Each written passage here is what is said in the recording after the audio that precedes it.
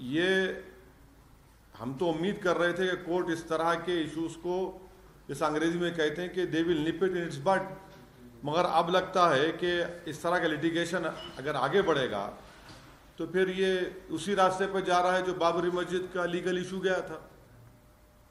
अब आप बोलेंगे नहीं नहीं टाइटल नहीं है, वहाँ पर ऐसा करने की इजाज़त दी जाए। अरे भाई फिर कैसा होगा ये? अच्छा, और आप इस बात को समझिए कि ये जो नरेंद्र मोदी भारत के प्रधानमंत्री ने जो बड़ी मंदिर का इनॉग्रेशन किया था ना अभी साल डेढ़ साल पहले, क्या आप लोगों को मालूम है कि प्लॉट नंबर 93-94 एक्सचेंज किया गया मुसलमानों से? आप अयोध्या की बात कर रहे हैं? नहीं, इसकी बात कर रहा हूं मैं, इसी काशी की मंदिर की बात कर रहा हूं। प्लॉट नंबर 93-94 को मुसलमानों से एक्सचेंज किया गया। एक प्लॉट लेकर दूसरा घर दिया गया। तो जब एक्सचेंज होता है तो मालिक से होता है ना, मालिक से एक्सचेंज कर रहे हैं और आप आज ही ऑर्डर आ रहा है। ये जो प्रधानमंत्री ने जो इनॉग्रेशन किया, जो पूरे उसको बताया कि मॉडर्नाइज किया गया, उसको तोड़ा गया, बनाया गया, एक्सचेंज हुआ है प्रॉपर्टी का। अब इसको क्या बोलेंगे? और उसके एक्सचेंज के रजिस्टर्ड डॉक्यूमेंट्स हैं, रजिस्टर्ड डॉक्यूमेंट्स हैं। आप बोल रहे हैं कि ये बात कैसे कहते हैं फिर आप? दूसरी बात ये है कि 1883-84 का खसरा है जिसमें लिखा गया प्लॉट नंबर 9130, ये प्लॉट नंबर 9130 है, उसमें उर्दू में लिखा है कि मकबूज़े अहले इस्लाम मस्जिद। तीसरी बात आप देख लीजिए कि ये जो है प्लॉट नंबर 9130 26 फरवरी 1942 को वक्फ का गजट इशू हुआ था। 1942 को 1942 26 फरवरी वक्फ गजट इशू हुआ था कि ये मस्जिद वक्फ है।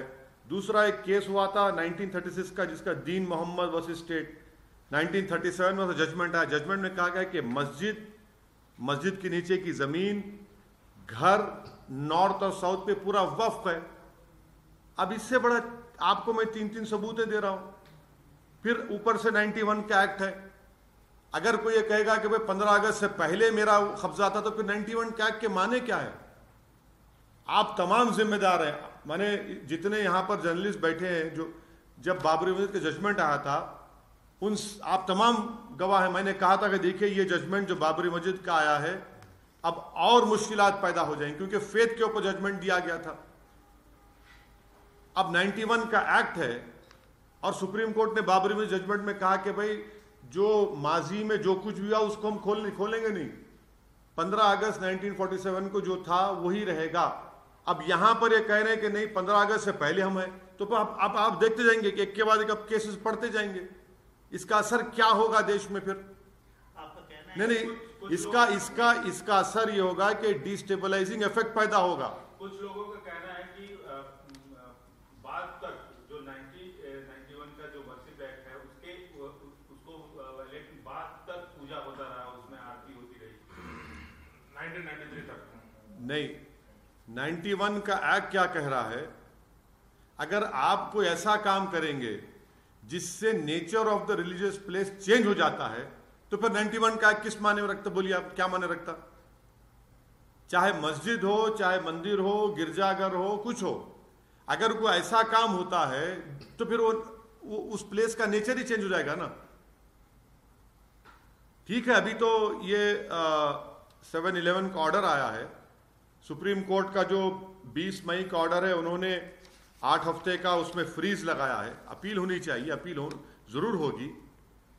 और मगर ये इसके आप मैं तो एक लेमन की तरह समझने की कोशिश कर रहा हूं कि 18 Well, it's Asaduddin Owaisi saying